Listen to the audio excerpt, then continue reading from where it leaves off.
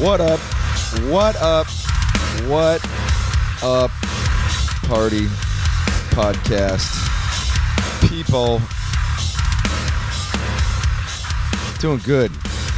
I just woke up from a nap. That's right. I did an interview with my next guest, and then I took a nap after I ate some food. I was tired. So now I'm doing the intro from my interview. And I finally got my Zoom working. I figured out how to do Zoom. This is going to be video. This will go up on YouTube, and we'll actually have video. Yeah. We're going next level, man. That's right. We're figuring it out. You know, that's one of the good things of quarantine. You're kind of forced to do shit that you never thought you'd do. I mean, I probably should have been recording video for all of the podcasts, but I blew it. So now we can. Maybe I'll call up George from Cannibal Corpse again and just get him back on. See how he's doing on quarantine. Love that motherfucker. Anyway, this week's podcast is brought to you by Gas Digital and Nuclear Blast Records. Nuclear Blast Records is the premier heavy metal record label in the universe right now. They're crushing it. They got all the fucking awesome bands. They got Machine Head, for one, Testament, Sabaton, Nightwish, Fit for an Autopsy, Thy Art is Murder. Too many to name. They're doing awesome. And they have a fantastic mail order, if you didn't know. A ginormous mail order section. They have even bands that aren't on their label. They fulfill the vinyl for all kinds of bands. Like if you want to get a Metallica Ride the Lightning vinyl, you can get it from Nuclear Blast, even though they're not on Nuclear Blast. But they kill it like that. They got CDs. They got all kinds of rare stuff. Very cool. Go to nuclearblast.com. Also, Gas Digital. Gas Digital are the underwriters of this No Fucking Regrets podcast. They do all the shit that it takes to get this podcast up on all the platforms everywhere. And they do it for me sometimes. You know, we have the interviews that drop every Friday. They go live every Wednesday on Gas Digital's subscription service, which you can subscribe to right now. Get 30 days for free. Just enter the code NFR30. And if you enter the code NFR30, you get 30 days for free. You get access to the Josta podcast, access to all the other podcasts they've got on there. Funny ones with Big J. Okerson, with Ralph Sutton. Bunch of stuff. So, yes, NFR 30. That'll get you 30 days for free. You can listen to all of the podcasts. We have only the last 15 are the only ones that are up on the digital platforms, but everything I've done is up there. So check that out. My guest is Jesse Leach of Killswitch Engage. Very stoked about this. He is a rad dude. I follow on Instagram. He's got a great Instagram. Like, it's just a really good Instagram. You know, it's not, you know, it's all over the place. And that's what I like in an Instagram page. I want to see the whole person. You know, like some people kind of get these characters and they only post a certain type of thing. And Jesse's is all over the place, man. Sometimes he's like, I'm fucking depressed. Sometimes it's pictures of food. Sometimes it's action shots of him on stage. Sometimes it's funny stuff. And I've not really known him. I've known of him, and we've talked a handful of times. I'm trying to think the first time I met Jesse. I don't honestly remember now. It might have been when Times of Grace was opening for Machine Head. But, you know, been a big fan of his for a long time. And this was a really cool conversation. He's got a pretty crazy story too. I mean, it's such a crazy story to me because he ended up quitting Killswitch Engage just as they started blowing up, you know, and the pressure and stuff. And he talks about that in this podcast, which was really cool to hear, and it actually informed me of a bunch of stuff I didn't even know. But let me get into some of my favorite Killswitch songs here. So this is going to be going. I'm going from new to old. So this right here, this shit's killer. And they even got, look at this, if you're on the video, they've got one of those, I don't even know what these are called. I do know what they're called. What are they called? I love how Jesse Leach steals the vocal melody for the Blondie song. No, this ain't it. This ain't the song I'm thinking of. But I love this song too.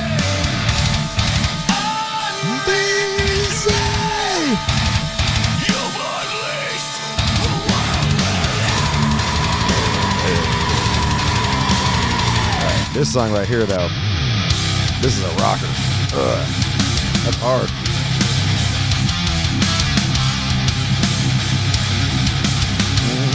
The riff's killer. Right here, though. Here we go. When my mind's at unrest, unsure of what may come. What have I done to? I like this chorus. Squawky, squawky.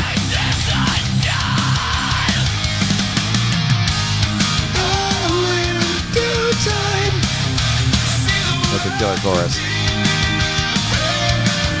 So booty rock. Right here, though. This is the shit right here.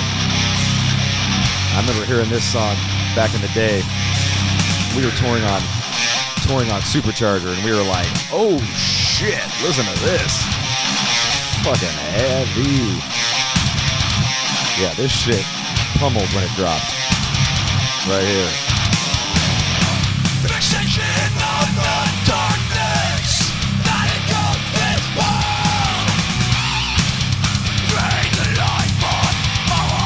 And then the song that pretty much defined everything that they became. To me, this is, I don't know if this is the ultimate Killswitch song, but this was the map that they laid out. Here we go. Let me fast forward to the...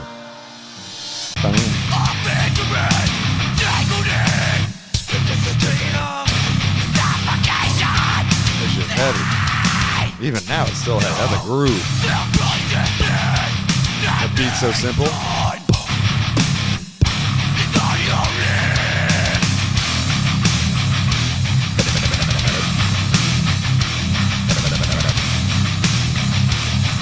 me get to the chorus.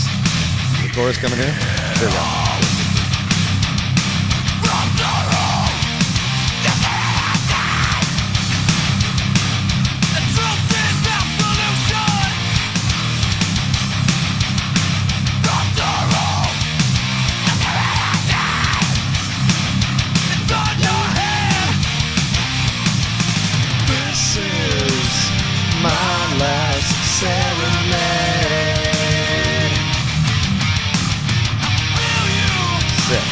So good.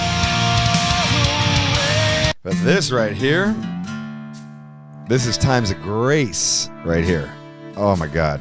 I love this song. Let me get a little head up here. This Times of Grace record is so fucking good. You have got to get this record. Carved in this tombstone of the last pieces of me.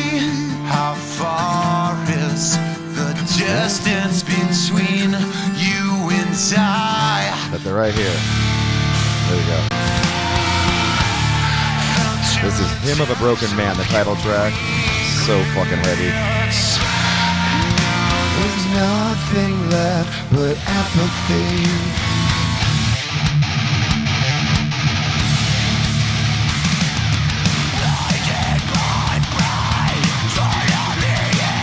So good. I tell you what, ladies and gentlemen, I'm going to get right into this. Legendary man right here. Ladies and gentlemen, this is Jesse Leach of Killswitch Engage. That's crazy. Yeah. Do you do cocaine and eat vegan food? I got a couple of friends like that who are like, no cheese for me, bro. But like they end up, but they'll do cocaine. I'm like, wait, what? No. Yeah. No cocaine for me. No good. All good. All good. Yeah, healthy lifestyle. Right. How you been, man? Okay, man. Ups and downs, good days, bad days, but overall, I'm good. I mean, I really can't complain, especially compared to some, you know? Yeah. Dude, that's awesome. I mean, I hear you, like, with the good days and the bad days. Are you just losing your mind because you're in quarantine and locked up? And yeah, it's that, and it's just dealing with the huge losses of canceling all these tours and the business aspect of the band. It's been driving me absolutely nuts. Right. And then just worrying about family and friends in New York City because it's really bad down there right now. Right. So just trying not to stress that and sifting through all the misinformation, lies, and information that we're getting. I don't even know what to believe anymore, man. So I've just been kind of like balancing between like paying attention and then just having days where I don't even pay attention at all and just try to have fun and be creative and do stupid shit. Yeah, you're kind of in a remote area, right? Oh yeah. I'm steps from mountains. Like I'm on the edge of the Catskills. It's beautiful up here. It's quiet. It's away from everybody. It's great. That's rad. So it's pretty easy to social distance. Oh, dude, I social distance daily. It's great. Even when I wasn't social distancing, I was social distancing. But now that I have to, it's like, it kind of sucks, man. It's like you miss like human contact. You miss hanging out. You miss going to the restaurant and bar. Right, like, totally. Hugging people and busting balls with people, you know? Right, totally. Is there like a nightlife around where you are? Like you can go to restaurants and bars and... Yeah. There's a couple of... I mean, it's a small town, but there's definitely enough where you can go out and have a night. And there's a couple of quiet local places. I'm not much of a night owl anymore, dude. I really scaled back on the boozing, and when I'm not on tour, dude, I'm in bed by like 10 o'clock. Oh yeah, dude, I hear you. I'm with you.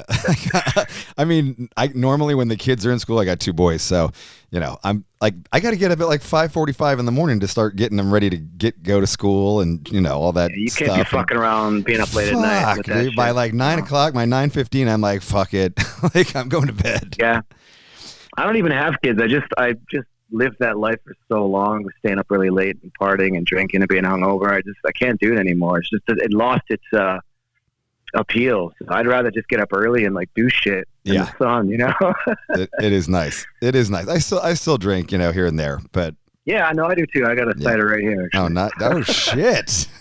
Yeah. Well, it's 4:30 there. Yes. It's not so bad.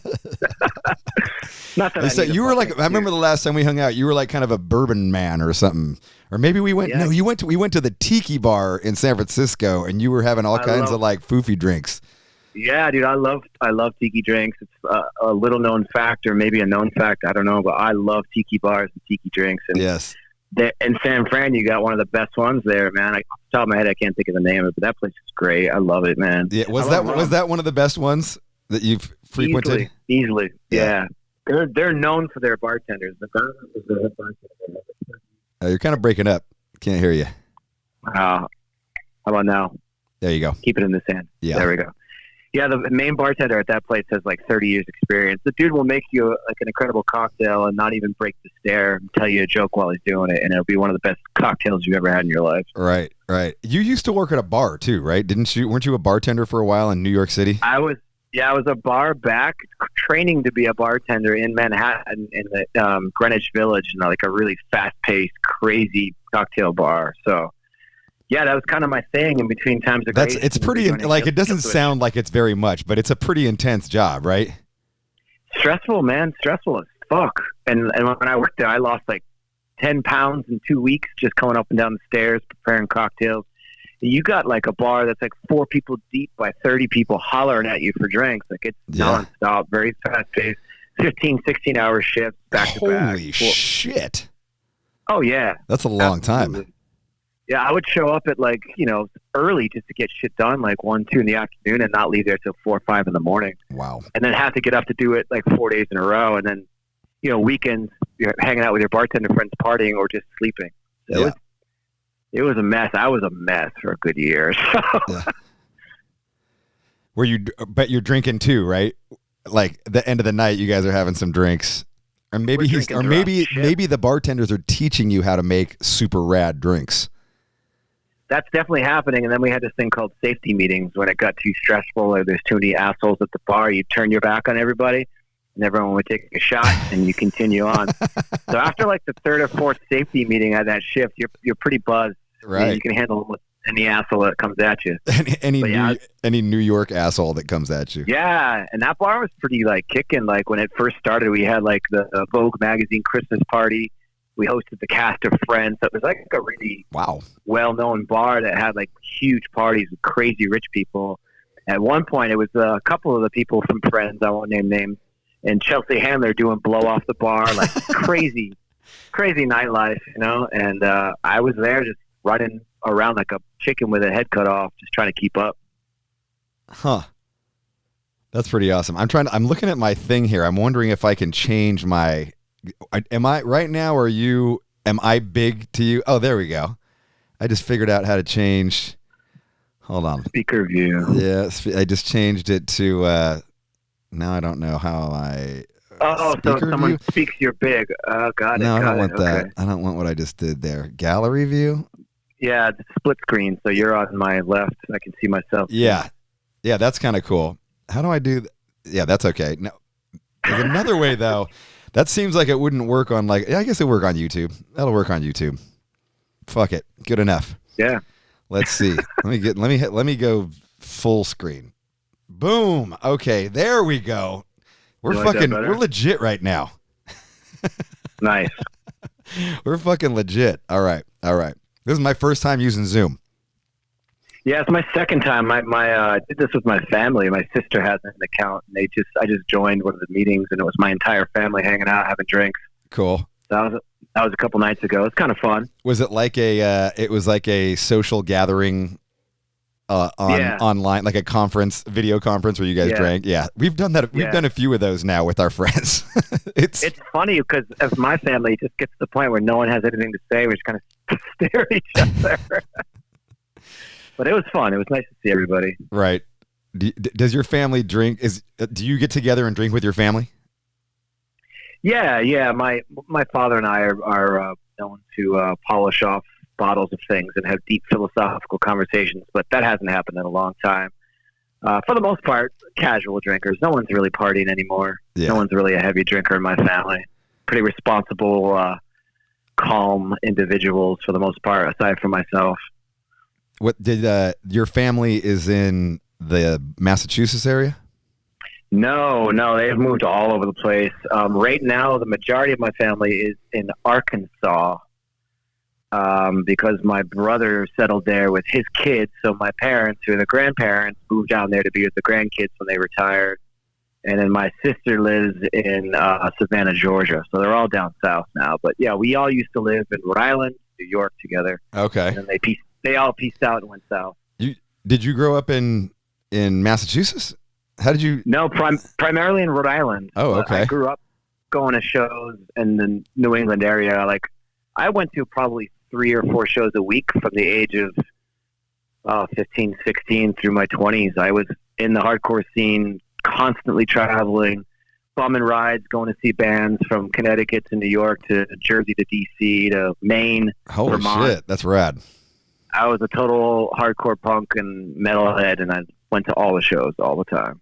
Did you? What was the name of the club? I'm trying to think of the name of the club that has. It's got like a pole. It's a small club. We played there back in the day, and it's got like a pole in the middle of the stage. I want to say it's in Providence. Yes, the living room. Yeah, that's it. Yeah, that was a beautiful shithole. It was. Yeah, it was a beautiful. Like the fucking dressing room was like a closet. Yeah, yeah, basically a place to smoke weed and get drunk in. And, right. There was also Club Babyhead, which also had a pole in front of the stage. So you had two places. Remember that. Club Babyhead Club Babyhead, which became Club Hell, and then the Living Room. Those are two of the spots I grew up going to see. Every band, you name it, I saw them there. Yeah. Were you going to a lot of metal shows, or was it more like hardcore based? The only metal I was really into back then was death metal. So I was really into hardcore punk. That was kind of more my thing. But since the manager of Club Babyhead was the manager of my band Corinne at the time, she let me get into everything. So I used to go to like the fetish nights. I used to go to the goth nights, nice. The skinhead nights. But my favorite shit was probably going to see death metal shows. I saw Obituary. I saw Napalm Death, Anal Cunt, Entombed. Sick. Back in the glory days. Yeah, like in the 90s when that shit was like, when death metal was really exciting and new to a lot of people. Totally. But yeah, all the hardcore stuff too, all the straight edge stuff, all the non-straight edge stuff.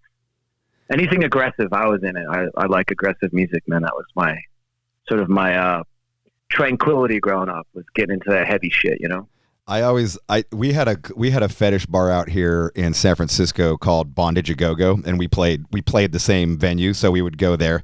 And it was never really my scene, but it was just such a fucking freak show. Like, you just had to go, right? Like, I would sit at the door with the bouncer, because I was underage. I wasn't supposed to be there. And just watch dudes getting their, like, tits, like, pecs picked with, like, clothing pins and getting burned and getting stepped on by chicks in high heels, just laughing. Right. Just sitting at the door like, what the fuck is this shit? They'd like handcuff people to the bar and then like just leave them there and then come back and then feed them drinks. It was just the weirdest thing. It got really weird upstairs. Like, holy shit, like straight up like dudes getting fucked. And like, it was just nuts. So I didn't see anything crazy like that, but what I did like was the music. They always played like industrial music. Yes. And I loved industrial music. That's how I got into like KMFDM and Nitzareb and Ministry and bands like that. Through that scene. Totally, right?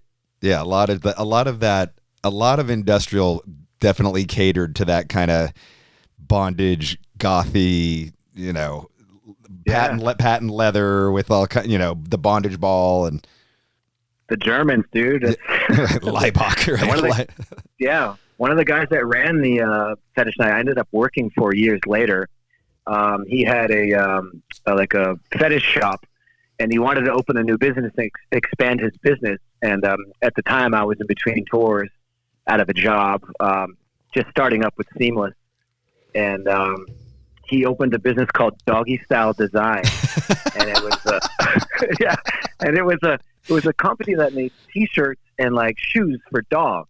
Okay. So I was my mind went someplace else. Of course, because so I'm in the same warehouse as like Shizer outfits where you zip up the face and have a colostomy bag and gimp outfits and dildos, and then next to that was my section with all the dog T-shirts and doggy toys, all mixed in together. So I did that for about a year and a half. Yeah. Is this when you're still a teenager? Is this still when you're a teenager? No, this is in my 20s when I was in Seamless. So 2000. After Killswitch. Yeah, after I left Killswitch, I was working a ton of jobs, and that was one of them. Yeah, Doggy Style Design. I don't know if there's still a thing, but that shit was an experience for sure. Butt plugs, dildos, and dog stuff.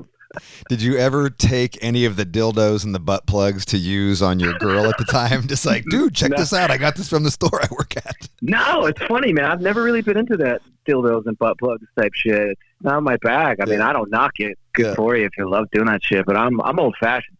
Yeah. I like sex. I'll bust out some sex toys here and there. My wife won't go for a butt plug, but she'll go for like a dildo, Yeah, that's fine. Yeah, got to spice it up. Why not? Yeah, it's fun. We don't go crazy on it, but she at her request we had it anatomically kind of similar to my dick, so there wouldn't be some. So you wouldn't be like. I was like, dude, if you want a giant, like what? I don't fucking care. Like I'm not you. It's not going into me. I don't fucking care. Yeah, and then when you are insiders, you're like, really? Really? Can you get the dildo? Can you go back and get the dildo? That's terrible. Okay. Conversation's getting hot. I got to take my shirt off. Getting hot. It's getting hot in here. It's warm over here. I got my heat on. It's like starting to get warm up in here. What room are we in right now? What room is this for you? This is my living room right now. You can see the the skull. My girlfriend's Let me see pole something that she. here. Gotta put my glasses on. Yeah, so I got the sick. skull back there by the fireplace. My girlfriend's pole that she practices on. Rad. And I have a cute little living room. It's a 3-bedroom house, really small, but I'm paying half of what I was paying to live in New York City, and I got a huge backyard. I love it out here. Rad. Yeah, you probably didn't even have a backyard in New York City. No, I had a fire escape that I couldn't go on. Right. I you know, it's funny you mentioned your girlfriend and her pole, because I went to a thing called the Soiled Dove, and I did a bunch of Instagram stories, and it was like a burlesque / it was kind of like a Cirque du Soleil burlesque thing. And you texted me and you were like, "Oh dude, like my girlfriend does that. It's fucking rad." Yeah, And it was hot, dude. Like it was fucking hot. Like, you know, very sexy. You know, it wasn't, you know, it was kind of like part strip club, but it had like a whole act to it. And it was very, I mean, it was crazy. Like the strength these people had, like fucking blew my mind. It was insane. Yeah. She's a beast, and she's definitely sexy. And when she does it, it's hot, but thankfully she doesn't take her clothes all off. She's more of an artist, an exotic artist, I would say. Okay. And she's really good at what she does, man. She does that. She does the silk and the lyra, which is like a big hoop. Yes. Yeah, when I met her, I was going to see her perform. The hoop that they bring the hoop up and raise it, and you know she does that. Yeah. Oh wow, dude, that's rad. Yeah, she's a beast, dude. She's a badass. That takes incredible strength. It does, and the cool thing about her is she's got brains too. She's got a degree in English, and she's a brilliant writer and a poet. So I get the best of both worlds. I got a really hot girl with brains. It's great. That's rad, man. That's rad. Is she in a show? Right now she's not, because obviously nothing's going on. But she was working at a place called House of Yes in New York City. She did. What was it called? House of Yes. House of Yes. Yeah, okay. It's a really cool club. They have crazy performances there. And she did a bunch of years. She was at Lucky 13, a metal bar in New York City, for many, many years. But now she's starting to do she's looking into doing like teaching and sort of getting more into the, you know, getting out of like performing all the time and teaching more, but she's still into the performance. And we actually have a project together called Dead Trees, where I'm going to be performing music with her dancing. Oh, cool. So that'll be something coming up. You're going to sing, or are you going to play guitar or drums or something? No, it's I'll have guitar, but it's mostly electronic music, like industrial, a little bit of metal, dubstep, some ambient, like dark, weird ambient stuff, where her and I both will sing. I do mostly screaming.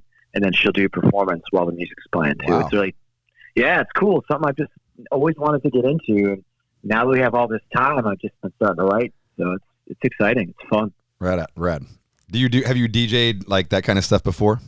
I mean, have you created ambient music before? No, I've always wanted to. And I'll be honest with you, like it's probably one of my favorite things to do alone for the past 20 years. Put the phone a little closer. I've never really released anything, but I've been doing this for 20 years, like on my own. Just when I come home from tour, like the last thing in the world I want to do is make metal music. So I've got tons and tons of files of just weird, ambient, trip hoppy kind of stuff. Like my favorite music growing up, next to the hardcore and punk and stuff, was like Portishead and Tricky, Massive Attack. That whole Bristol scene blew my mind, and I still love trip hop music. So that kind of was my gateway into electronic music. So I've been doing it for almost 20 years now, but I've just never really released any of it. Cool, dude. Like now's your time. You've got so much time to be creative and like put it out. You can just put it out, get it on the digital platforms and just like, hey, check out this shit. Like there's, the pressure's off. The pressure's off in a way now because I'm making grocery money on Bandcamp with this shit, man. That's right. We let's go back to like your beginnings and growing up in the hardcore scene, and somehow this leads to Killswitch Engage. Yeah, man. Right. So you were in a couple bands prior to Killswitch, right? Yeah, the main one that sort of like mattered and actually started playing shows and opening for bands like Earth Crisis and Bloodlead and Orange 9mm, like those kind of caliber bands, was a band called Corinne. And we are very much influenced by death metal as well as metal. So it's kind of dark And at the time in the 90s, it was kind of cool to be evil hardcore, bands like Integrity and Mayday. Right. Sort of the darker satanic, side of hardcore. satanic hardcore. Yeah, playing with like satanic imagery and stuff like that, death. So Corinne was kind of my gothic-y, I guess, hardcore band. And we played shows with Overcast, which was Mike D's band at the time. Brian Fair, who went on to Shadows Fall. Mm-hmm. And Adam's band, Aftershock. Adam and Joel were in a band called Aftershock. So those were kind of our contemporaries in the Northeastern scene. And then bands like Unearth came up through that. And All That Remains, like Shadows Fall. We all kind of knew each other and were playing shows together constantly. And that's kind of how I met those guys. I remember we did a matinee with my band Corinne headlining at the time. And we had Aftershock open with Candiria, a little-known band from New York called Candiria. It was their first show. Shout out to Candiria. They did a bunch of shows with us back in the day. Tons of shows with Machine Head back in the day. Yeah. They were the hot thing. I booked them on a show. It was their first show in Rhode Island. And I remember watching, and including myself, the whole audience just go, what the fuck is this? Yeah. Carly was jumping around like, I don't even know how to describe it, man. He was like Busta Rhymes, but in death metal voice. Right. And like right. Jazzy hardcore metal shit. And I remember really good players. They blew the fuck up after that. They were like one of the bigger bands in that scene after that show. And yeah, I still love that band. Killer fucking band. So yeah, that was my thing, the mixture of metal and hardcore. And as I said earlier, I was going to hardcore shows, specifically like Agnostic Front. But I was also going to like shows like the Bruisers and like the Skinhead scene and the ska scene. I loved all that shit. Mm-hmm. And then the death metal stuff. Yeah. So that was my religion pretty much from the age of 15 to like my mid 20s. That's all I did was just go to shows and work a shitty job. And then somehow along the way you meet Mike D and Adam and become friends. And what's the genesis of this? So I was a fan of Overcast. I was like in the crowd singing along to that band, doing the whole pylons. Yeah, people like I don't really. I kind of miss I miss them, but like they were really popular. Like and have I mean in the context of time, so many people reference Overcast. I hear it all the time. Yeah, and they played with all the heavy hitters. If like Neurosis came through or like At the Gates, like Overcast was the opening band. Like they opened for everybody. So yeah, they were kind of the local heroes. So I kind of knew Mike from that, but it was more like I was a fan of that band, and Mike and I weren't friends. And then Aftershock, when we played shows with them, for some reason, Adam and I just hit it off. Like he was a big, chubby, goofy dude, and he was so nice and funny. Chubby? He was a chubby guy. Oh wow, back really then. crazy. Yeah, he's like a tall, skinny guy as long as I've ever seen him. Yeah. No, he was definitely a big boy back then. He would drink 2-liter bottles of Diet Coke on stage. Just put him back. Just gnarly. And his brother Toby ran a record label called Devilhead Records. And after my band Corinne, I was in a band called Nothing Stays Gold, which is not the greatest band ever. I don't know what we were doing with that band, but Toby from Devilhead Records put our record out. Okay. So Toby and I were in contact because back then it was all phone numbers and a phone book. If you want to book the show, I'm on the phone all the time. Yeah. Like, and not the cell phone, probably. Like no, the old school phone. Yep. So I had all my book of contacts from like, Virginia through Connecticut. So I knew all people just from booking shows and having my band play. And I quit that band, Nothing Stays Gold, because it wasn't doing well for me. And I was actually going to audition for a band called Kilgore, who were from Rhode Island. They were kind of like, I don't know how to describe them. I guess new metal before new metal was a thing. Melodic vocals, kind of in the vein of like Only Living Witness, but a little more commercial. And I didn't get the gig, so I was kind of out of the job. And I get a phone call from Adam one night when I'm living in Providence at the time. It's some huge house I shared with a bunch of people, and he asked me to do a song with his side project. He was trying to do a bunch of Slayer covers in the vein of Pink Floyd. Exactly. Yeah, in the vein of Pink Floyd. That's so random. psychedelic Angel covers of songs. Death. Yeah, I don't know. Needless to say, it never happened, or people would definitely know about it. Monarch But to from the that- kingdom of the dead. Right? Taking Kerry King solos and stretching them out really slow.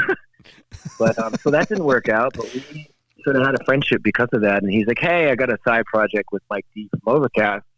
You want to come jam on it?" And I was like, "Fuck yeah, I do." And 2 weeks later, I met Mike D in Worcester, Massachusetts. We drove to rehearsal, and that day they asked me to join their project, which was Killswitch Engage. Wow. That's a pretty cool connection. You know, like how many dots got connected to make that really happen? More because of his brother. You knew his brother, and then you end up. So it's very much a scene band. You know, we were just the heavy hitters from the local scene. Did Killswitch take off immediately because of the Overcast connection, or did people like not? What was the first song you guys wrote? What was the first song Killswitch wrote with you guys? I think it was a song called Soilborn off the first record. What did you say? Song. What did you say? Soilborn. Okay. Yeah, which is on the first record on Ferret Records. Oh, right. But we made a demo. We made I think it's a 3 or 4 song demo. And our first show was opening for Dark Tranquility, In Flames, and Shadows Fall. So it was huge. Yeah, that's huge first show. That's a big break right there. And we showed up with, I think, 200 cassettes and just gave them all out. And then from that point on, we were playing New England Metal Fest, and it just it took a long time, but we started to get notoriety. But I can remember tons of shows, just 10, 15 people there, kind of with their arms crossed, you know, waiting to see what we were going to do. And I'd say within a year or so. Was the singing a part of it right off the bat? No. And yeah, singing. That's always been my arch nemesis. Yeah, I kind of. What are you talking about? Like you're the reason so many bands sing now. That's hilarious. It's terrible, isn't it? Yeah, thanks a lot, man. No. I'm sorry, metal. I was just listening. I was working out before I came here, and I'm listening to like the Spotify playlist, and so many bands are even now still like just. There's so much Killswitch Engage in so many bands now. There's so much Jesse Leach in so many bands. It's crazy. It's funny though, man, because like I'm not a fan. I don't listen to that kind of music. If I'm gonna listen to a metal band, for the most part, I like mostly the aggressive shit. You know, like At the Gates, the Carcass. Like that's kind of if I'm gonna put metal on, usually that's the kind of shit I like to listen to. So I get it when people sort of poke at Killswitch as being, you know, poppy or whatever the case may be. But I love writing it. I love performing it. But I don't listen to any metalcore. It's just not my bag. Yeah. So the singing. When did the singing come into it? What was the first song that you sang? That you started doing the singing? Because some of the songs on the first album ended up on Alive or Just Breathing, right? Right. Yeah. So I think the first one I remember doing melodic vocals for was a song called Numb Sickened Eyes, which is on the first record. Very much influenced by, and I'm sure you'd hate to hear this, but Mike Patton. I've always worshipped at the altar of that album Angel Dust. I just thought, what a brilliant way to use the voice and just put it in different places. So I thought during aggressive parts, why not try to sing something? So over a blast beat, for example, I was like, let me sing something instead of scream. So it just started out as little nuances here and there. And then, you know, once Alive or Just Breathing came along and we had this opportunity to reach more people and got Roadrunner now. Yeah. Yeah. And it was like, you know, there was definitely whisperings in our ears of like, maybe you guys should write a little more this way, but we were kind of already on that trajectory. We wanted to add more melody to it. I wanted to have peaks and valleys. I didn't want it just to be bash you over the head with metal. So it's kind of a mixture of my fault and Adam's fault. We kind of just were like, oh, let's expand our sound a little bit. Let's have some fun with this shit. So yeah, hence My Last Serenade, which I think was the first one where we kind of all were like, oh, this could actually work. The chorus is sort of like uplifting and very melodic and sing-songy, and then the riffs are really heavy and sound like hardcore metal. So that's kind of where that hybrid came from, and then the rest is history. It just developed into our signature sound. That song is awesome. That's the song. I mean, that's probably a lot of people's gateway song for Killswitch Engage. That was the song. I had the record, so the record was given to me from, I think Monty Connor gave me the record. Shout out to Monty good Connor. Old Monty. Yeah, he love did, that and dude. he was just like, dude, this band's killer. You got to check him out. You might like him. And I remember listening to it, and that song came on, and I was like, wow, like these dudes are fucking sick. And like to me, I loved it because even though it was singing, and I know some people shit on it back then about the singing, but I was like, no, man. I was like, no, listen to that singer, man. He's got problems. I was like, that motherfucker's got problems. Like, listen to his fucking heavy shit. I was like, that's fucking, I like it. Like, it's fucking so. You know, like sometimes, like when dudes sang heavy, it's like it just didn't. I don't know what it just didn't. I don't know. It didn't connect with me for whatever reason. And then there was the other dudes where you were like, oh man, you could fucking hear that dude's pissed about whatever he's singing about. Like, and that's what's always drawn me. You know, to many artists, but, you know, in particular on that record, I was like, wow, it was cool. Yeah, I was definitely coming from a place of passion and anger and frustration, but also a desire to, like, connect to a greater thing than myself, being raised Christian and trying to redefine myself as I've gotten older and breaking away from religion and trying to find a new way of thinking. It's this desire that's been ingrained in me to, like, look outside of myself. So that passion of, like, there's got to be something better in this world. There's got to be hope. There has to be hope, or we're fucked. That thing has kind of been a common thread through all of my music and has driven me because I can't not believe there's more. I can't not have hope, or I'll off myself. That's the kind of person I am. I'm an extremist. If I don't have hope and hope is lost, I probably won't survive. So it's kind of like I inflict hope upon myself. And I think that comes through the music. There's a desperation there, you know? You famously, left Killswitch almost, I mean, as the band was kind of breaking, right? Yeah.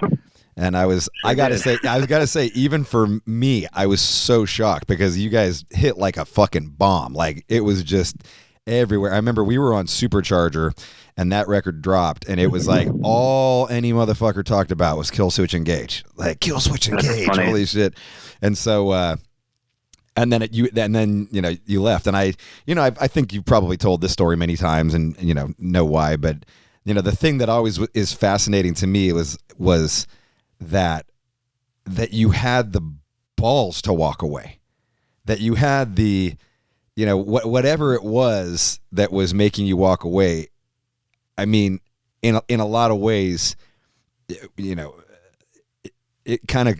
You were making a choice to kind of fuck up your career for at least a little while. You kind of pulled like a Dave Chappelle. You know what I mean? You pulled like a Dave Chappelle, like fucking, hey, we're going to offer you $50 million. Fuck that. I got to go away for 12 years. Yeah. The difference between me and Dave Chappelle is that motherfucker is rich. So. I'm not. Definitely not rich. Not at all. But no, I just couldn't handle it. To be completely honest, was it anything to do with like the fame? Was it like people partying? Like, was it girls? Was it something else? Yeah, definitely not girls. I've never been that kind of a guy for the most part. I was actually married at the time, too. But that was a terrible relationship. If I would, I won't even go off on that one. But just recently got divorced and free of that, which is beautiful. Oh, you were married to that girl back then. Yeah, gotcha. 18 years together. Oh, wow. 18 years. Yeah. So, that was going on, and real depression, like severe depression, anxiety. And I think the anxiety was part of it, too. The more we were getting notoriety, the less ambiguous I was. So I couldn't just go to a show and hide out in the back and be by the merch and, like, do what we always did at hardcore shows because no one gave a shit. You're in a hardcore band. Everyone's in a hardcore band when you're in the hardcore scene. So there's really no rock stars in that scene. So I never, ever was into like signing autographs, never wanted any of that bullshit. So when Killswitch started to get the notoriety and people were starting to plug out on us, I couldn't handle it. I would hide. I would go hide. I'd play the set and then I would go hide again. Antisocial, didn't really have a grasp of who I was as a person yet. And definitely didn't have the vocal ability that I needed to be able to tour and do tour, consistently be good because I was doing it wrong for so many years.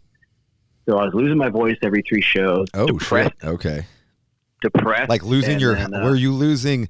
Sometimes when I lose my voice, I always trip out on what I lose on. Like sometimes my clean voice will stay, but I'll lose my heavy voice, which is weird. So weird. Like it seems like it should be the opposite, right?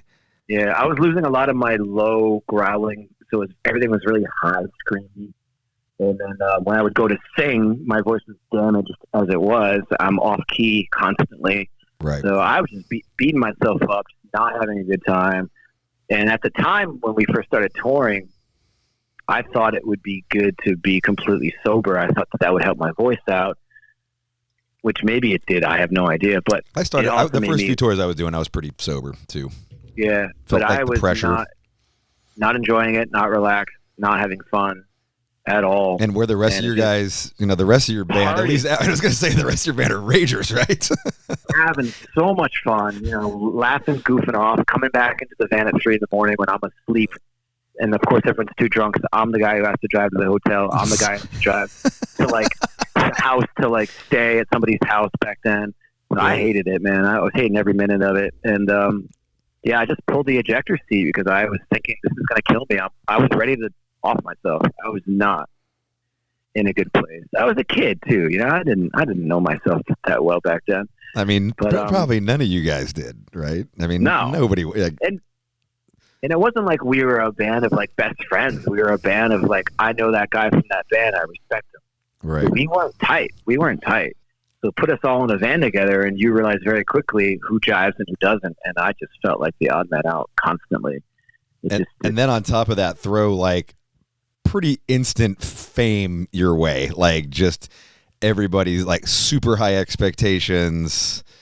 Doing interviews for hours before the show, just constantly being nitpicked at. Yeah, I hated it. I hated it at the time. But in retrospect, it's one of the best things that ever happened to that band because they blew the fuck up when I left. Oh my God, it was crazy. It was just nuts. I think I don't know if I saw you. I think the first time I saw Killswitch, you guys were playing the Pound.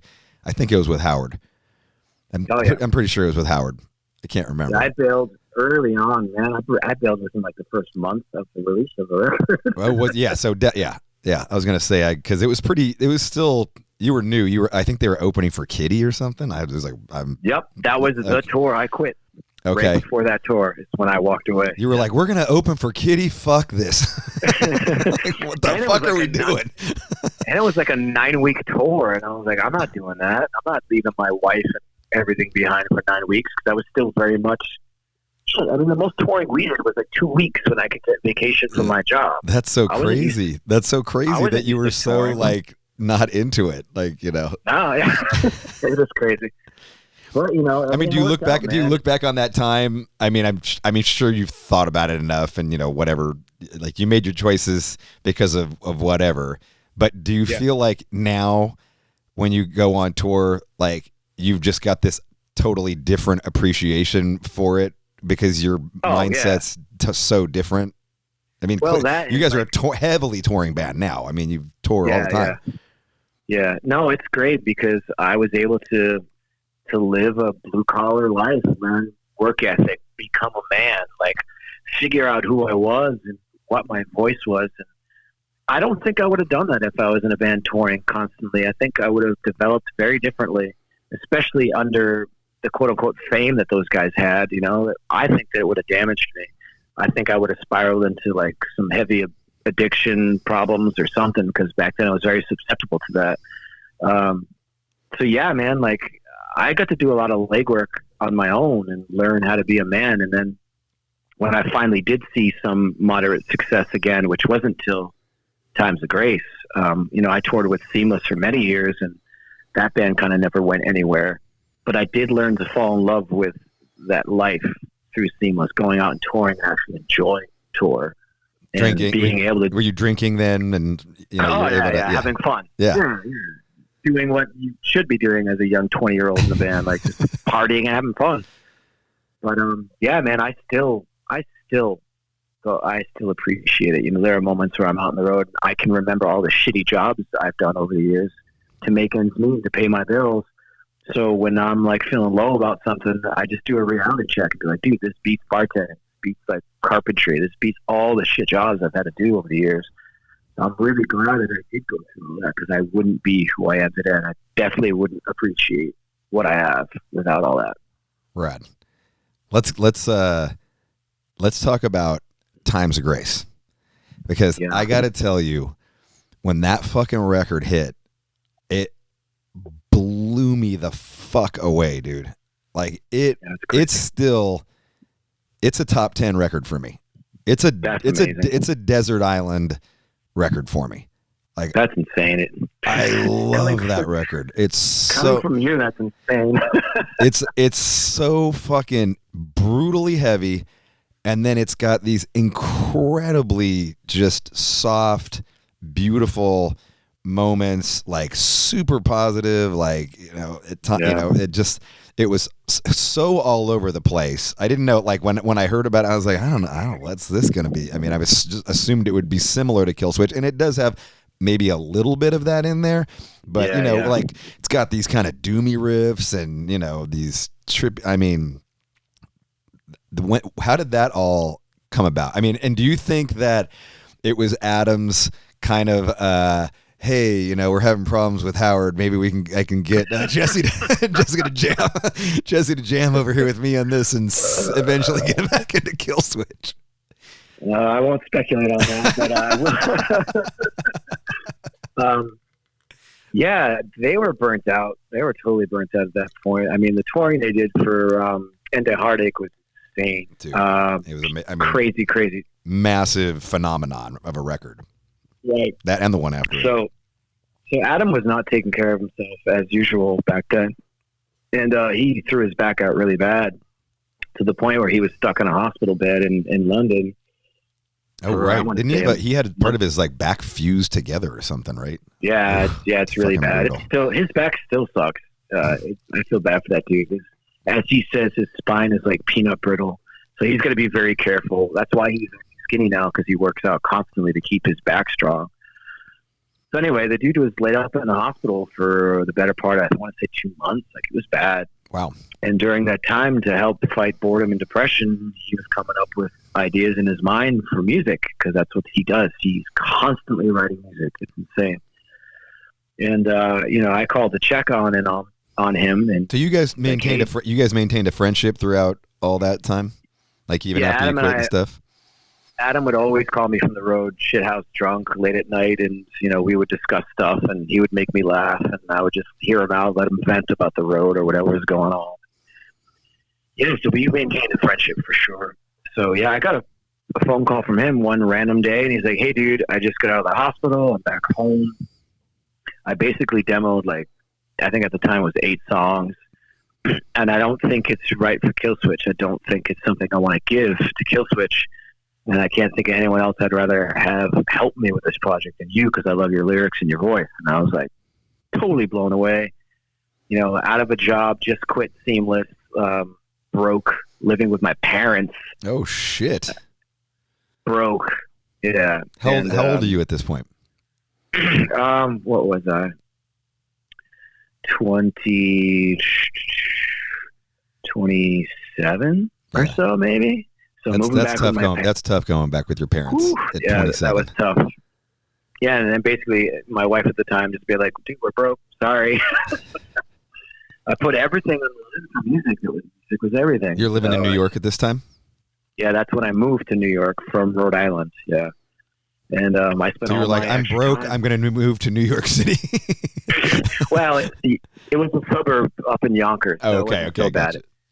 And so the cost of living up there is a lot cheaper than the city. So yeah, dude, I spent all my extra time. At the time, I was valet parking cars, working at a medical facility, and on my weekends, I would drive to Massachusetts when he wasn't touring, and we would demo stuff, start to get that vibe going. And we nailed that record, I want to say, in 8 months on and off while he was touring, and then it sat on a shelf for another 2 years. Oh wow, really? Crazy. Because Killswitch is in full touring mode, and Roadrunner was like, we're not going to, because Roadrunner had the rights to it through Adam and me in our contracts. Yep. And they weren't about to put a record like that out while Killswitch was in full touring mode. So it was like the moment when shit hit the bed with Howard, that's when opportunity arose. And that's when I got the phone call like, hey, we're going to release the record and we're going to go on tour. So I was just ecstatic to get back out there, and I got to quit my job and get back on the road. And the first thing we did was over in Europe, playing in festivals in front of more people than I've ever played to in my entire life. And it was incredible. It blew my mind. So yeah, did you guys do Killswitch Engage songs then too, or was it only Times of Grace? Only Times of Grace. Because you had Joel playing guitar, or I don't know if you did back then, but we did. Yeah, Joel has always been part of the touring outfit of Times of Grace, and then probably the drummer too, right? The drummer was a guy named Dan, who is now the official drummer of Times of Grace, and Joel is now very interested and probably going to be part of the touring of the new record because that record is done. And then we had a guy on bass named Dan who sang in a band called 5.0, Daniel. Oh yeah, and he remember them. He played bass and sang, and for the first couple tours, and then when he couldn't tour anymore, we got Matt Bashan from Shadows Fall to do backup vocals and bass. So that was the touring lineup for Times of Grace. Yeah, I remember I was very, very thrilled when we got to do, you guys opened for Machine Head when we did off dates in Australia. Dude, yeah, I remember. I was sitting at the airport with you talking about Times of Grace, and you're like, I'm a fan. I'm like, really? That's crazy. Yeah, that was fun. That was rad. For sure. That was fucking extra rad. Because we were all doing whatever the festival was called. I can't. Soundwave. Yes, there you go. Yeah. I missed that shit. That was a fun festival. It was. Those off dates were killer, though, because that was the time. You guys were playing pretty early. Remember, everybody kind of had to come in at different times. Everybody got flown in or bussed in at different times, and so you'd miss the first 4 hours of the festival. Yeah. Played at like noon. Yeah, we're playing at 10, so we would miss all the bands that played up until 5 or whatever. Yeah, we were just partying, getting drunk, and going to the beach the whole tour. I remember I actually hung out with Adam on the beach for like an hour and a half one day in Adelaide. I don't even remember why.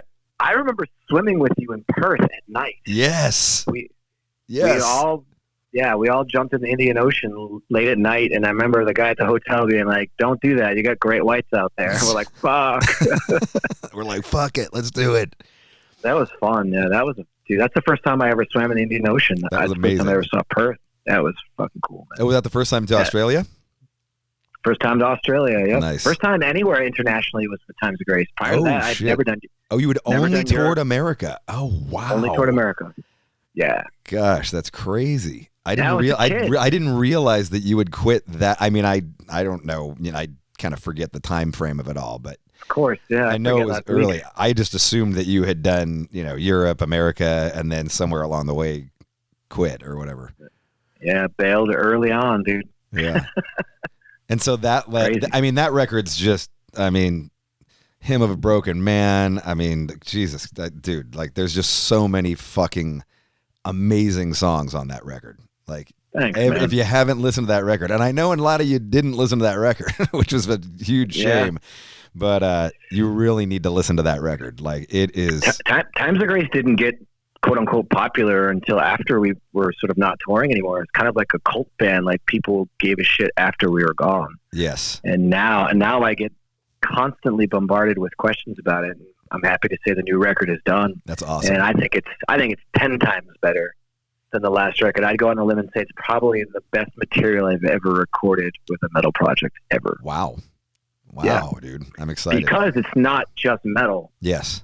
It's even more diverse.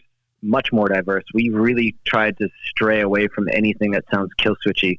I'd say maybe 2 or 3 songs have hints of that, but we leaned more on the dirging, like sort of post-metal, psychedelic, slow, neurosis-y kind of bluesy shit. Okay. Mixed in with the lighter acoustic-y stuff. And there's actually a song where Adam plays piano only.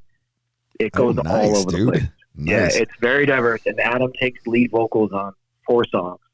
Your guys' voices sound good together, too. They really do sound good together. It's crazy because the range is like, he's got a slightly lower range than I do, and I have a higher one. So we kind of like I can go higher than he can, and he can go lower than I can. So it creates this sound where when we harmonize, it just fits like a glove. What's the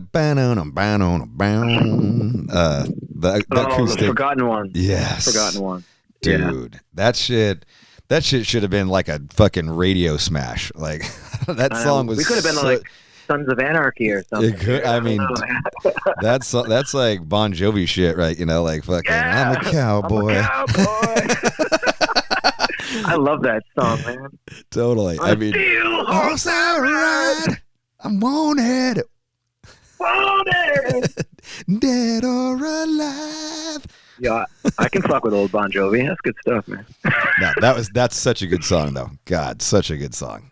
Yeah, I mean, Thanks, I was surprised that didn't take off. That could have taken off on radio in a different time. You know, it might not have been the right time then, but in a different time, though. Well, I think when all was said and done, man, people dropped the ball on that record and dropped the ball on a lot of things. We actually got dropped. You know? Like, oh, did you really? Yeah, Roadrunner dropped us. What year was that? What year was that when the record came out? 2011. Mm. Oh, you got dropped because Roadrunner had the fucking the red wedding happened at Roadrunner. It was that, and that fact that Killswitch was getting back into the studio. So, and unbeknownst to me, there was no real conversation to be had about it. To me, it was like, oh, Times of Grace has taken over. Now Killswitch has taken a back seat. We did a bunch of tours, and then I got a phone call at my job. And it was like, hey, by the way, Killswitch is going back in the studio, so no more touring for Times of Grace. And I was like, whoa, now what?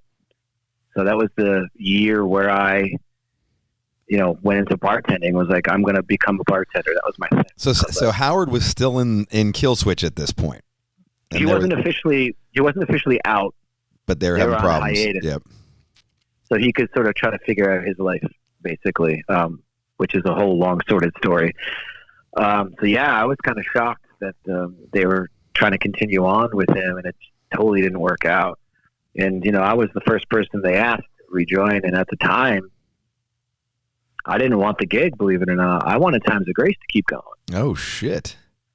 So I turned it down. I was like, I don't think I could sing Howard songs. In the back of my mind thinking, I wonder if this means that maybe Times of Grace can continue on. And unbeknownst to me, and I get it, Killswitch is a legacy band. They worked so hard to be where they are.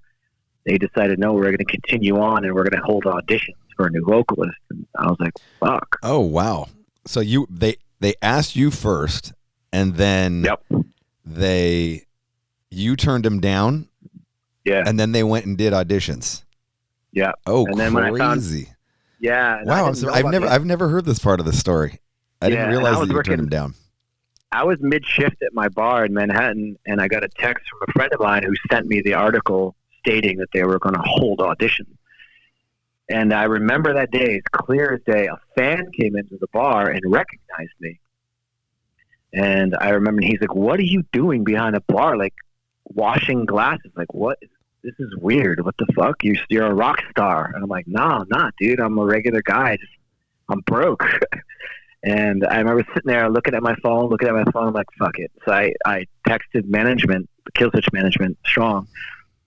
And I said, put me on the list. I want to be the last guy to come in to audition because I think I regret saying no. So they put me on the list to audition, and I went in 2 weeks later to audition for Killswitch. And you were the last audition?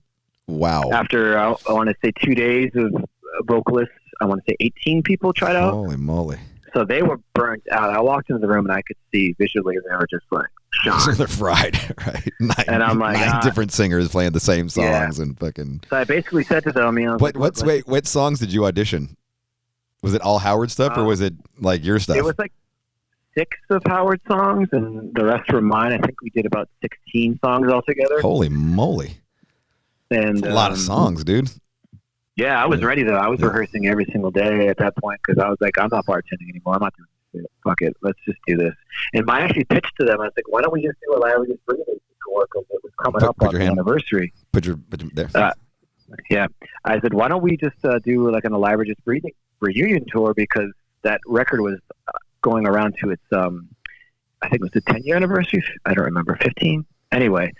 And they said, no, look, if you want this gig, you've got to do Howard songs. You got to do everything. So I had to sort of like dig into their catalog because to be completely honest with you, I knew of End of Heartache. I knew My Curse, but I I don't listen to that kind of music. I didn't know their stuff. Yeah. So I actually had to sit and listen to their shit. And like, I started to really fall in love with some of the stuff. And the first song that really grabbed me was Arms of Sorrow, which is still one of my favorite Howard songs. And it's about awesome song. depression. It's a really dark song and it's interesting sounding. The riffs are cool. And I was like, I can dig on this, man. And the more I jammed that shit out, the more I was like, I can relate to this stuff. It's good. It's relatable material. A lot of the stuff Howard wrote is like, I could see why it reached a lot of people because it just has this everyman quality to it. Like, who can't relate to heartache? Who can't relate to like looking at your inner demons and being Heartache's depressed? Amazing. And a Heartache is amazing. It's our awesome pop song. We can't not play that song. It's like the song. As soon as that first riff comes in, everybody bugs the fuck out. Like, that's the song. Yeah. You know what song is killer too? I love When Darkness Falls. Yeah, that's a good that's one a too. fucking I know, that's a good heavy, like, that riff is fucking sick. Yeah. And then just that huge bellowing chorus that Howard's known for. Yeah, I love those songs, man. So I started to fall in love with that shit, and I had fun. I put it on jam with them, and then when we were done jamming, I was like, hey, dudes, look, I know you want to do this full time, and I just want to let you know I'm committed. I will not walk away. I will not fuck you over. I promise you. I give you my word. I won't fuck this up. Because at that point, I was like, I'm not going back to working at the bar. I was like, no, I'm not doing it. I'm ready to do that this. Kid got in your head. That kid, you're like, what? You're like, with me, man. That motherfucker. He's like, what the fuck am I doing? Yeah, I was like, I can go sing somebody else's songs and then sing my shit and then write a new record. And that's the thing, too. The record was done. Yeah. Disarm the Descent was done. So once I got the gig, which was the next morning, I got a musically it was done. Yeah. Yeah. So I got a phone call from management, and they're like, hey, do you want your old job back? You got the gig. I was like, fuck. That day, I got a CD with all the songs on it and was like, start writing. We want to get this done, like, ASAP. And then our first show is in 2 weeks. Oh, shit. So, yeah, I just hit the ground running. That's good pressure. That'll put some pressure on you. That'll light a fire under your ass. I went into the bar that night. I took my shirt off, shirtless, took a bunch of shots, threw my shirt in the trash, and was like, I quit. I'm out. No 2-week notice or nothing, huh? Just like, fuck you, I quit. Well, I was actually already training a guy to take over my position because I was training to be the bartender, so the bar back. So I already had a guy ready to go. So it was perfect timing. And then, those guys were like, hey, we'll pay your bills until you get the record done, and we're going to start touring. And it was like Metal Fest in 2012. And then we went over to Europe and just started touring in the June festivals, and that was it. It was like a whirlwind of life. Like, I'd say the first year and a half, 2 years back, I could barely catch my breath between writing the new record and touring. It was nonstop. Yeah. I mean, it is like, I often try and explain touring to people, and it never makes sense because until you've done it and you've done like a year and a half of touring where like you live 7 lives in that time. You know, that's what it's like. You live 7 lifetimes in the course of a year or a year and a half, you know, like you just, so many things come your way and you experience so many things in ups and downs, and shit happens at home and shit happens on the road, and you're in fucking one country here and on your day off and you walk around one city for 7 miles or 10 miles or whatever. Yeah. And you don't know where you're going, and you're lost most of the time, and you're talking to people that you don't know all the time, like they're your friend, but they're not, you know, but it's like, you know what I mean? Like, and it's just such a trip. Yeah, it does. It's you know, it's hard to, and then somewhere in there, you got to stay grounded enough to remember who you are and what you are and who your family and friends are back home that are waiting for you to come home. Yep. Yeah, I remember the first couple of tours just being shell-shocked, coming home and just being numb and like not having the words to explain what I was experiencing. It just created a rift between me and some people in my personal life. I didn't have the wherewithal, and I would just power drink and party to get through it. And by the time I was readjusted again, 2 weeks later, we were back out again. There was really no time for me to catch my breath in those first couple of years. When you first started touring again, were you like, okay, I'm going to drink now and have fun, and You know, I was you're probably in a bus now. You're not having to drive the van, right? You're in a bus now. Yeah. Probably flying. I had already had a pretty hefty drinking problem before working at that bar. Right. That really, I could drink a bottle of tequila, and function. Wow. Just fine. That's how much I was drinking back then. That's a lot. And that, joining Killswitch at that time, we were all just raging. It was just a booze fest for a good couple of years there, just nonstop, just puffy, bloated power drinking. Were you able to sing good? Was it like I can't like if I'm drinking like oh, good to know that makes me feel good. Terrible. No, because I feel like sometimes like if I drink, especially like drink 2 days in a row, and I call it a school night. Like if I'm drinking, it's a school night. Like I can't drink. Like fucking, my throat will be shot by that third show. Oh like, yeah, just fucking. Between the dryness and the mucus, and then not sleeping well, because if you're drinking all the time, you get weird partial pass out sleep. It's not good sleep. So yeah, I'm not on that train anymore at all. I'm super good, especially on the road. Like the most I might do is have a glass of wine or like a after dinner drink to calm me down, and I'll get into my comfy pants and watch a movie and go to bed on school nights. For sure. I don't fucking do that shit anymore at all. Yeah. And you know what? I'm happier for it, man. Right. I perform a lot better, especially after that surgery, which is a whole other black hole to go down. But oh right, you had like some crazy throat surgery or something, right? Yeah, I had to get 2 nodules cut off my vocal folds. Jesus. Yeah, it was gnarly. That was gnarly. Were you doing a lot of warm ups before? Have you always warmed up before you go on stage? Yeah, but I would do it improperly because I just had this recording of how to do it, and I hadn't gotten trained on how to actually do it. So I was just doing it by ear and not knowing that there's this whole other place where you need to put your voice. That's what warm-ups are. So I was powering through warm-ups with like full voice, not doing the proper skull stuff. Right. And, I know what you're talking about.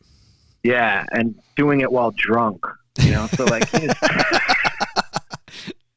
nice. Up until that surgery, I was still toying. I'd have tours where I was better and good and better, but yeah, for the most part, I've had a really.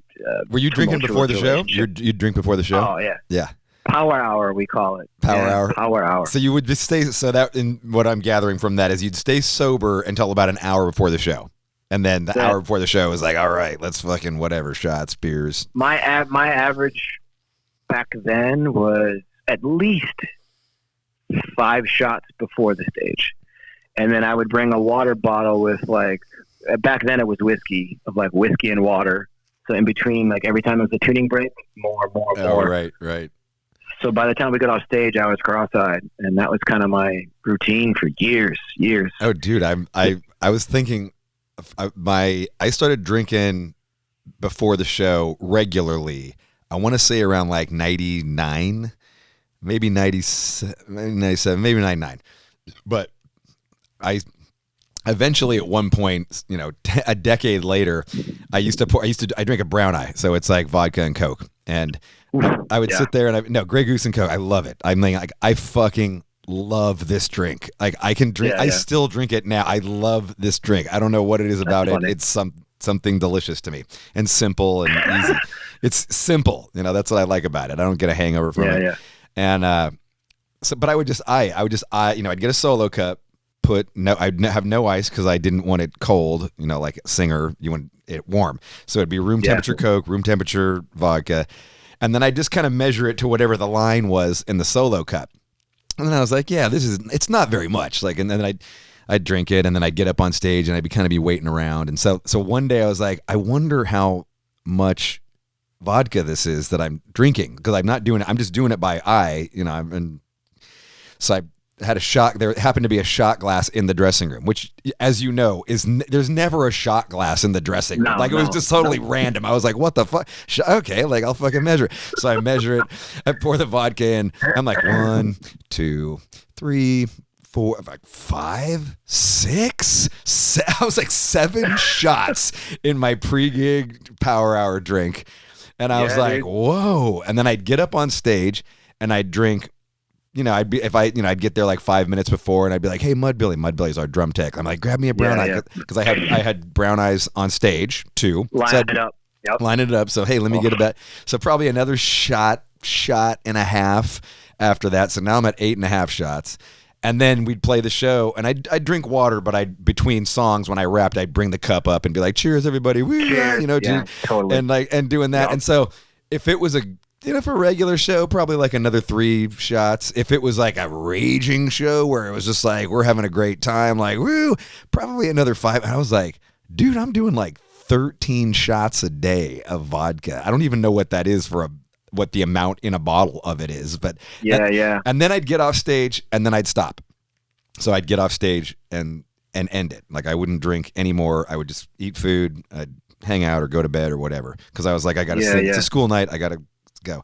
But if I had a day off the next day, it was like, oh shit. So I'd drink 13 shots, and then I'd have like 3 or 4 brown eyes, which is like 21 to 28 more shots of vodka on top of the 13 shots of vodka that I already had. And then I'd have like 3 or 4 beers. I'm like, dude, you just had 28 shots, maybe 30 something shots plus 3 or 4 beers. Like, fuck.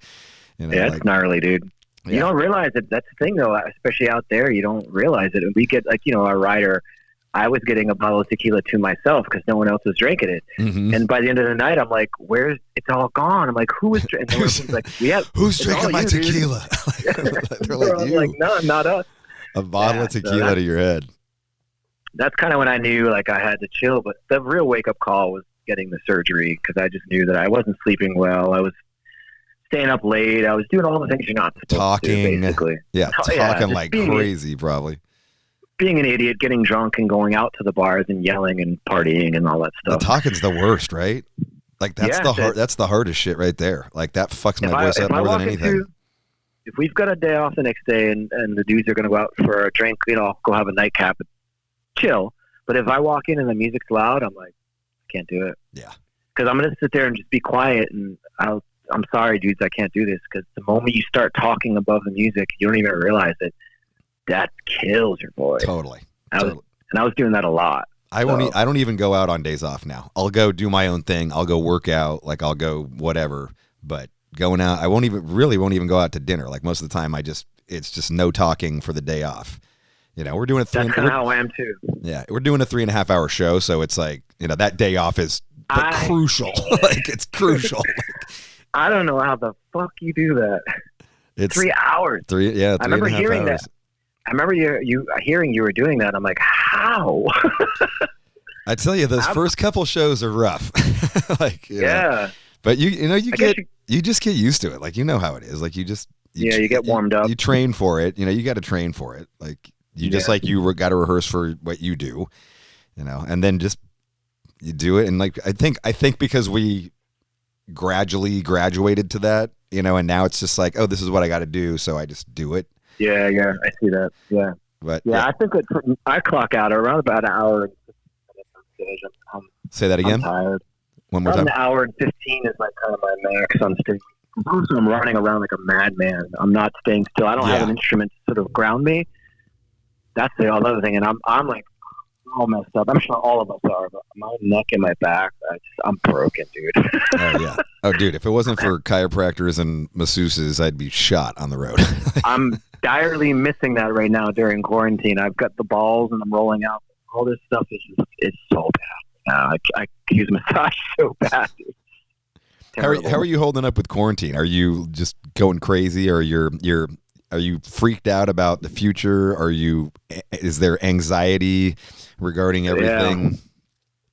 Yeah. I talked to you a couple of days ago and you were like in a bad headspace. You're like, I'm just not in the mood to do this. Like, yeah, I was in a bad headspace. So there are days like that.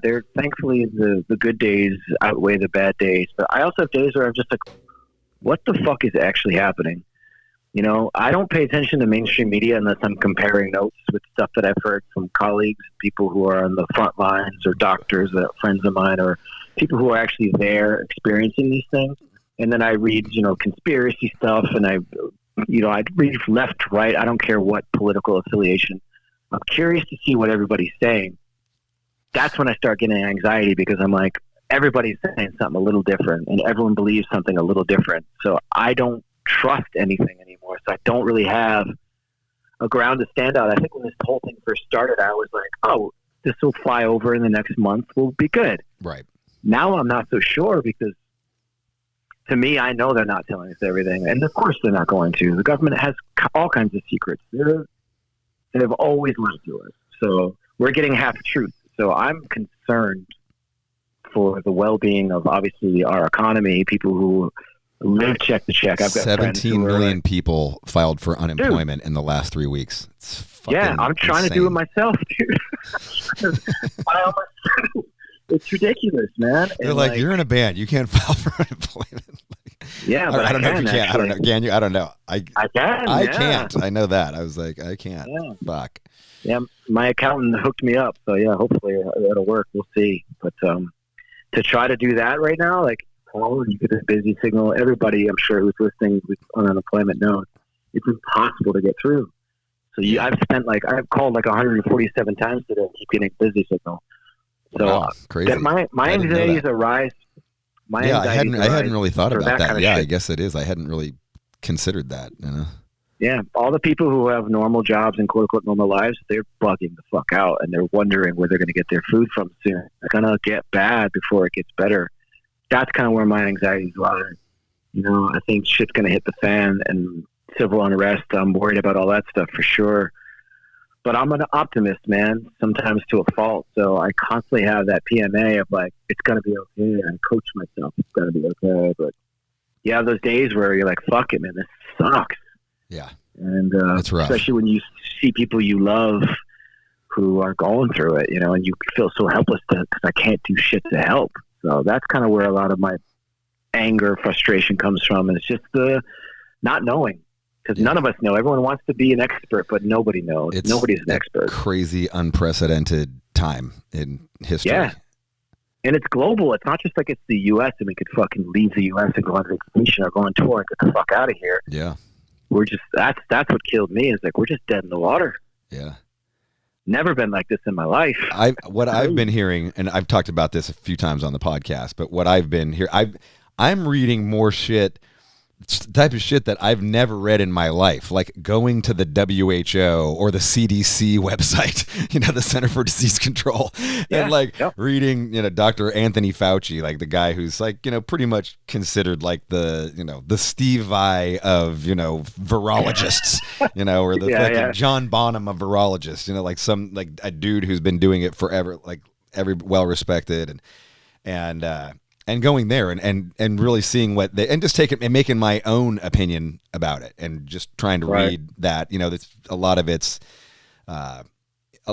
goes over my head, like the way it's written, because it's written so like scientifically. But, and what, you know, a lot of what they're saying is that this is going to last, you know, similar to the Spanish flu that happened in 1918. This is going to last like probably 2 years, and it's going to come in waves. And it's going to be us hunkering down for months. And then there's going to come a time when we can unhunker down and can go out. And, you know, that'll last a little while, you know, who knows? It's not necessarily around the summer. It's just when it starts to die down, at least around America. But it'll probably pick up in another part of the world at that point, because then they'll be going through their flu season, you know, in the southern hemisphere or whatever. And that it's going to come in waves, and it's probably going to last similar to the Spanish flu, like 3 times, you know. And then every time we'll get better. You know, I'm sure you got those people that, you know, like I see them all the time, you know, not social distancing, not like, you know, there's still like 14 states in America are still letting people go to mega churches. Like, what the fuck? But and you know, for me, like, at first I was like, oh, it's going to be back. You know, I need it to go back to normal. Like, I can't wait for it to get back to normal. I had to kind of change my mindset about it because, and look, I hope I'm wrong. Like, I hope I'm totally wrong. I hope it doesn't go on for 2 years, but I'm trying to absorb that and accept that and go, yeah, you got to figure out something for the next 2 years. You know, this isn't going to be done, you know, come June, we're not going to be back to, we're not going back to normal. And, you know, some interesting things that, you know, people said, you know, in regards to the Spanish flu was that even after the Spanish flu ended, it took another 2 years before people got back to normal, like before they'd go out to shows, before they'd go out to bars, before they were all doing the same shit, social distancing, the masks, the whole, the washing the hands. And I was like, wow, like 4 years. That's a pretty, in terms of our world, which is all about engaging with the public and mass gatherings and, like kind of our whole way of life depends on that. And it really is interesting. Not interesting, but like it really brought to light just how fragile the touring system is. We just had to cancel our year, but you were on tour. You had to cancel your tour, right? You guys were two dates in or 3 dates in or something, right? 2 shows in. Yep. Yeah. Yep. Yeah.